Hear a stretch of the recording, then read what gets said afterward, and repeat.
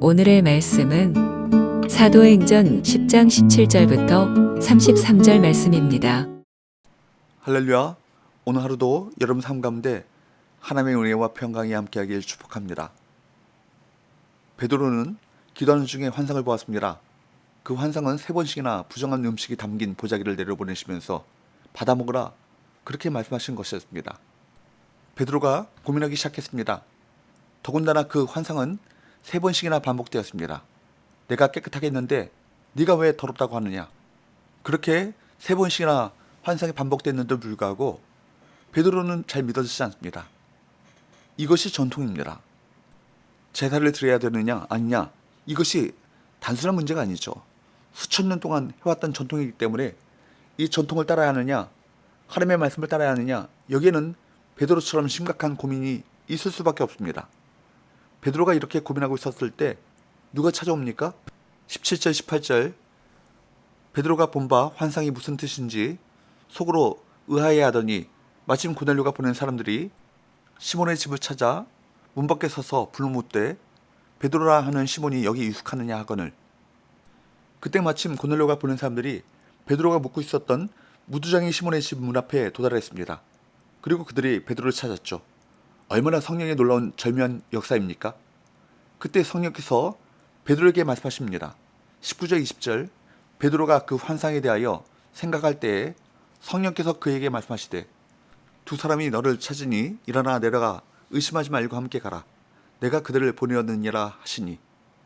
베드로는 여전히 자신이 본 환상이 무슨 의미인지 고민하는 중이었는데 성령께서 그 환상 가운데 직접 개입하셔서 일어나 내려가 의심하지 말고 함께 가라. 내가 그들을 보내었느니라. 그렇게 말씀하신 것입니다. 22절 말씀에 보면 고넬료가 보낸 사람들은 베드로에게 자신의 상관 고넬료에 대해서 소개하고 자초지종을 이야기한 후에 천세의 지시에 따라 베드로를 데려가기 위해 왔다고 설명했습니다. 그러자 23절 말씀에 보면 베드로는 그들을 맞이해 시몬의 집에 유숙하게 합니다. 얼마나 뜻밖의 장면입니까? 이방인 백부장이 보낸 사람들이 유대인 베드로와 함께 무두장이 집에서 함께 유숙하게 된 것입니다. 특별한 일이 없다면 만날 일이 거의 없는 불의의 사람들이 뜻밖의 장소에서 뜻밖의 만남을 갖게 된 것은 하나님의 세밀하신 계획 때문이었습니다. 하나님의 일하심에는 우연은 없습니다. 이튿날 베드로는 그들과 함께 가이사라로 출발해 고넬료의 집에 도착했습니다. 24절 말씀에 보면 고넬료는 친척과 친구들까지 자기 집에 다 불러 모아놓고 베드로를 기다리고 있었죠. 그리고 25절 말씀에 보면 고넬료는 베드로가 도착하자 누구보다 먼저 나와 발 앞에 엎드려 맞이했습니다. 여기서 우리가 주목해야 할 것은 고넬료는 식민지에 주둔하고 있었던 로마 제국 군대의 엘리트 장교였습니다. 권세가 있는 사람이었죠. 그리고 베드로는 그저 한 명의 유대인이었습니다. 그럼에도 고넬료는 베드로 앞에 무릎을 꿇어 절하기를 주저하지 않았습니다. 로마 장교 고넬료는 어떻게 사회적 신분과 지위를 뛰어넘어 베드로에게 엎드려 절할 수 있었을까요? 고넬료의 태도는 자기 비하가 아닌 겸손을 보여주죠. 겸손은 하나님 앞에서 자기를 비춰본 사람이 갖는 선한 성품인 것입니다. 하나님의 완전하심에 비해 한없이 연약한 자신의 모습을 깨닫는 사람들은 겸손할 수밖에 없습니다.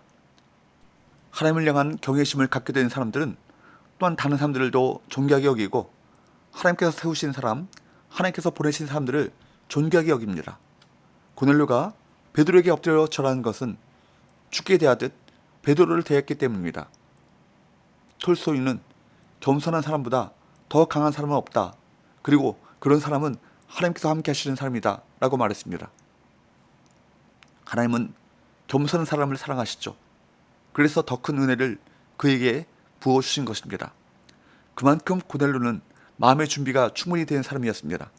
그는 하나님을 사모했고 하나님께 은혜를 받을 준비가 된 사람이었습니다. 하나님을 사모하는 심령, 준비된 영혼에 은혜를 베푸시고 그런 사람을 통해 일하십니다. 베드로는 그제야 이 모든 일이 하나님의 섭리 가운데 일어났음을 깨닫게 됩니다. 그리고 28절 29절에서 그는 유대인과 이방인이 함께 교제하는 것이 위법한 일인 줄 알지만 누구도 속되거나 깨끗하지 않다고 말하지 말라는 말씀에 따라왔다고 이야기합니다. 그러나 이때까지도 베드로는 구체적으로 자신이 무엇을 해야 하는지는 몰랐던 모양입니다. 29절에서 무슨 일로 나를 불렀느냐? 라는 그의 질문이 그 근거죠. 다시 말해 성령께서 보내셔서 온 것이지 복음을 전할 의도와 계획을 가지고 온 것은 아니었습니다. 이에 30절 32절에서 고넬료는 화답하듯 자신이 보았던 환상과 더불어 모든 자초지종을 이야기합니다. 그리고 이제 하나님께서 베드로에게 명하신 것을 들을 준비가 되어 있다고 대답합니다. 33절 내가 곧 당신에게 사람을 보내었는데 오셨으니 잘하였나이다. 이제 우리는 주께서 당신에게 명하신 모든 것을 듣고자 하여 다 하나님 앞에 있나이다.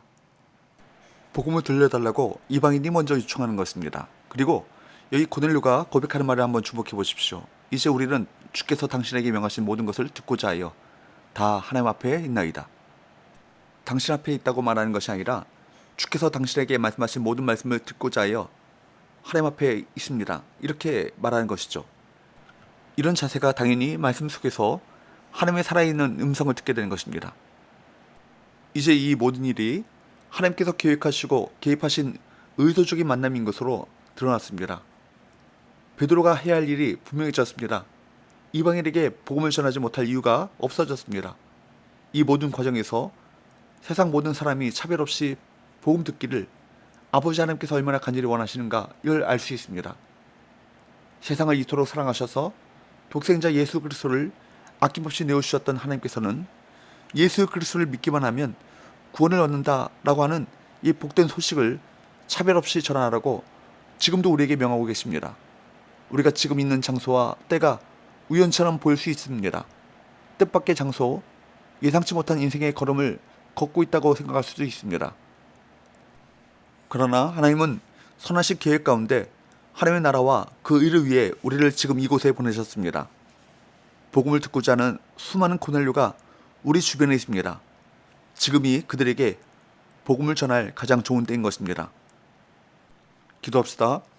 하나님 아버지, 베드로와 같이 성령에 민감하여 순종하는 믿음을 주옵시고 고넬료와 같이 겸손하고 은혜 받기에 준비된 마음을 주셔서 하나님의 역사에 쓰임받는 축복을 허락하여 주옵소서. 예수님의 거룩하신 이름으로 기도합나이다. 아멘.